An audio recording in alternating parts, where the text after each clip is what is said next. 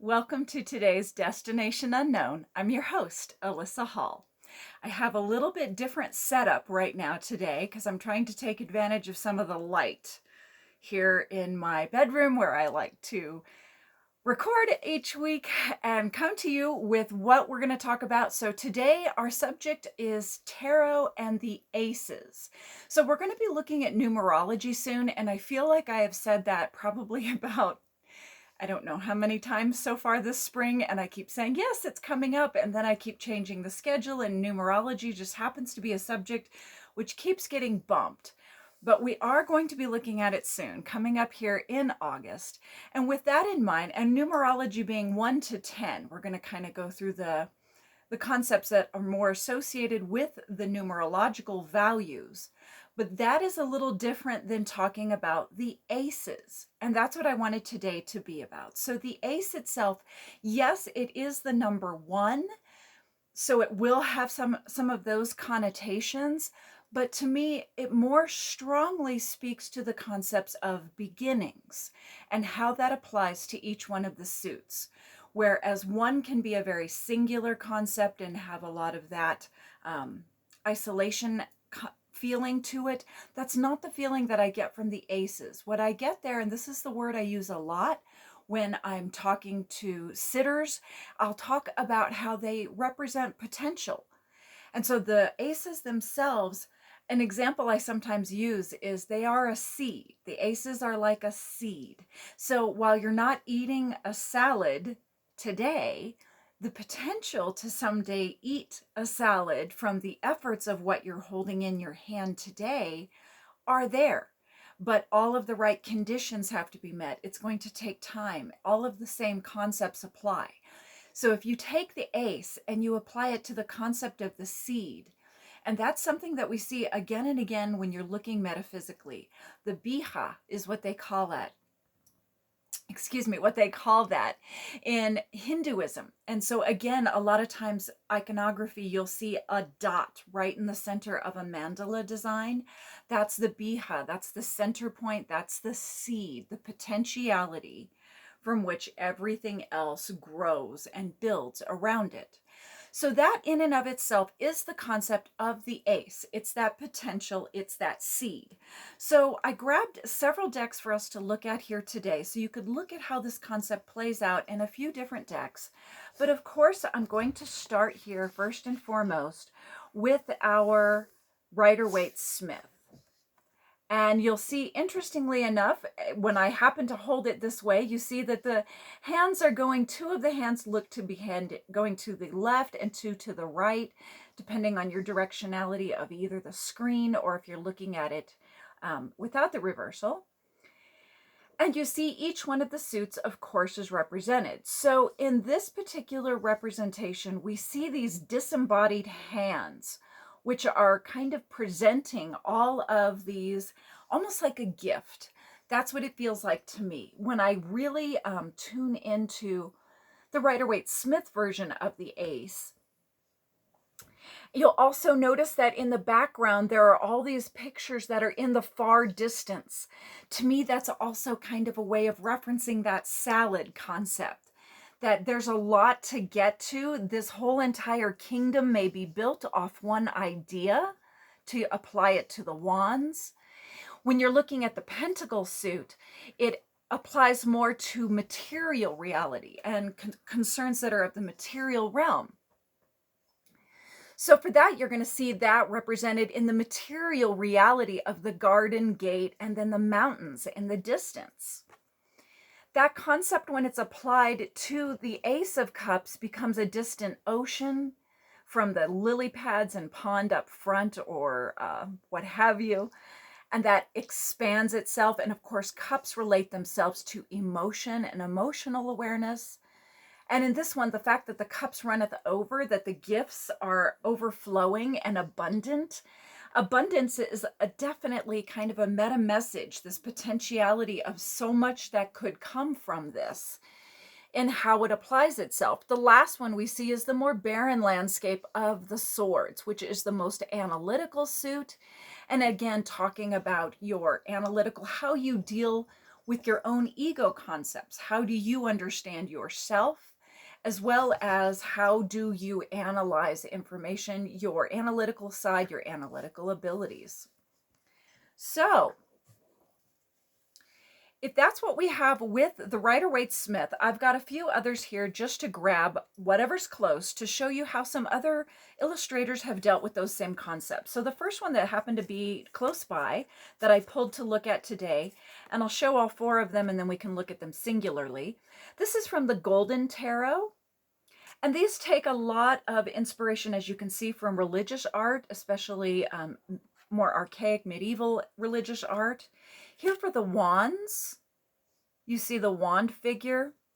And for the cups, very, very close, very similar. We see the iconography of the cup, the chalice, and the white dove being repeated by the illustrator here. Also in the Golden Dawns, we see that hand literally holding that pentacle, very, very similar again to the iconography of this original work being placed into it.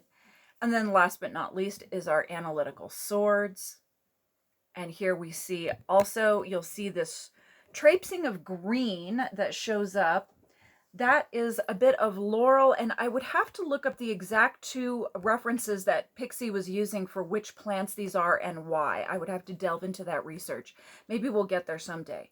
But again, you see that same iconography is being repeated in this particular deck. So that begins to give you one idea of how a Rider-Waite-Smith clone, as they're called, meaning they take inspiration from that original work in the Rider-Waite-Smith, and then they begin to apply it to whatever their metaphor is for their deck. Another way of looking at that same concept, a Rider-Waite-Smith clone here, is going to be the Arthurian legend tarot. And so for this one, we have the Grail Lance as the ace of spears or wands. The wand has been turned into a spear. And let me make sure, yeah, that's definitely not the sword. I wanted to make sure that I wasn't messing that up, and it's true. So the Grail Lance, of course, that would be the lance that pierces the side of Christ. That's going to be a part of the Grail stories, as well as, of course, the Grail itself, the Holy Grail being the iconography that they use here to show the Ace of Cups and all the potentiality. That's such a revered object in that particular religion that it's interesting to see it only being applied to an ace. It almost is such a large concept that to boil it down to the ace is almost to diminutivize it. But I don't know, maybe not. What do you think? Let's keep it moving, because I learned last week if I don't keep these videos short, holy moly, I may never upload them. Did you see that last week? It crashed 3 times because I had a 30-minute video. So keep talking. So we also see here the Ace of Shields is what they call their Ace of Pentacles.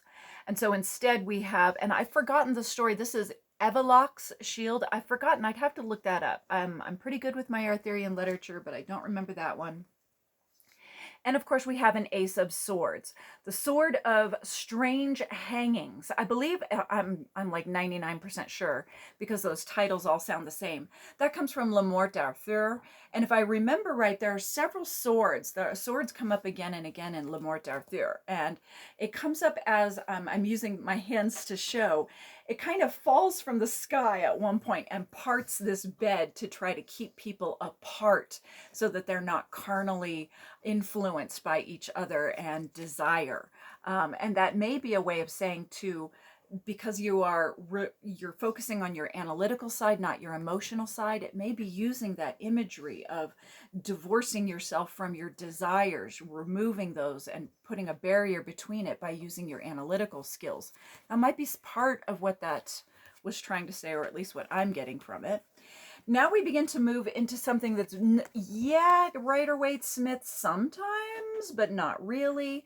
This is the Shapeshifter Tarot, and so you see animals and people in various forms of shape-shifting.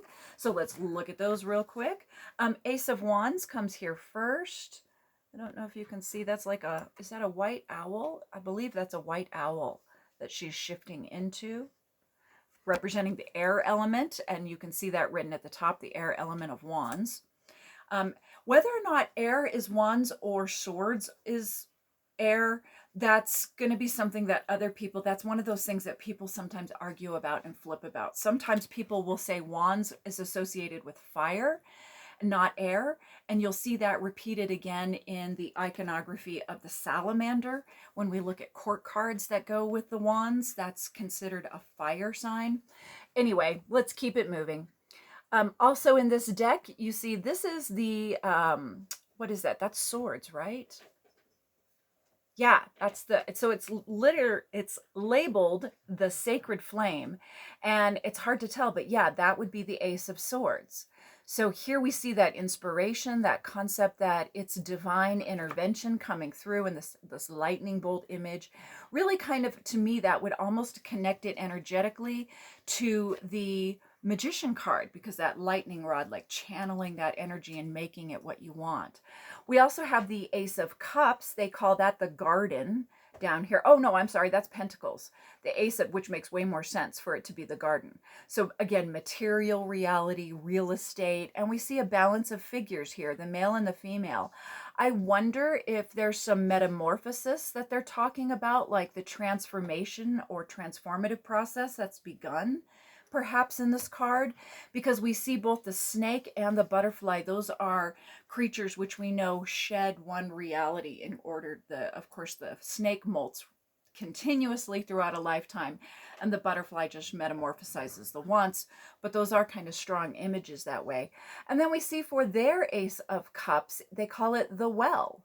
And so again, they're likening down into oceanography, with these underwater shape-shifting images, as well as, look, a balance of air when we have some air imagery in there as well. So are any of these better or worse as far as to read with, or more or less correct? No. Again, it's going to depend on what really speaks to you. And what might speak to you might not be a Rider-Waite-Smith at all. And we know we don't touch on it too often, but I do have them, and I'd like to refer back to them at the very least. These are the aces that come from the Thoth Tarot. So this is Aleister Crowley's deck.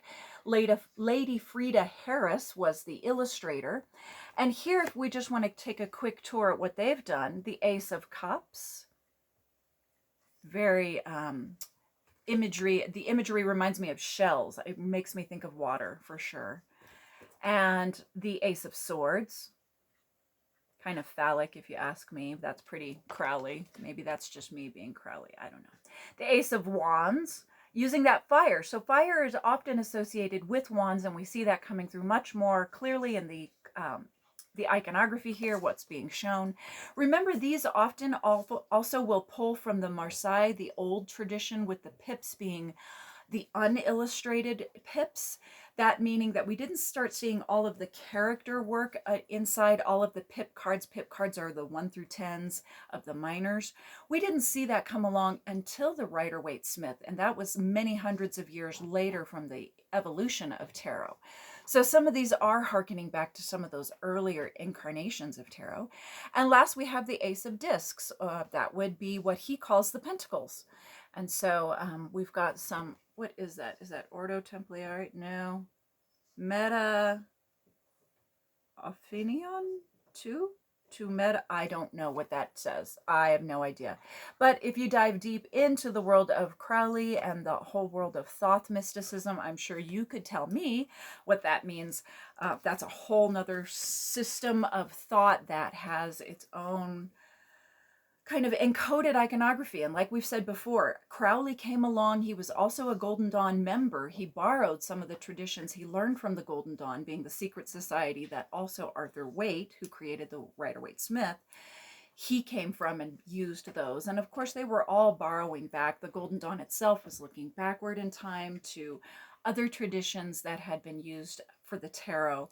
So this is just part of the evolution of what the aces are, what they mean, how they apply that concept in different decks, and how you begin to see, in theater they call it a through line. If you can see what happens throughout the show that kind of ties the messages together, you begin to see that through line, I think, when you begin to look at several different decks, which is why I wanted to present a variety of them here for you to take a look at today while we discussed the aces.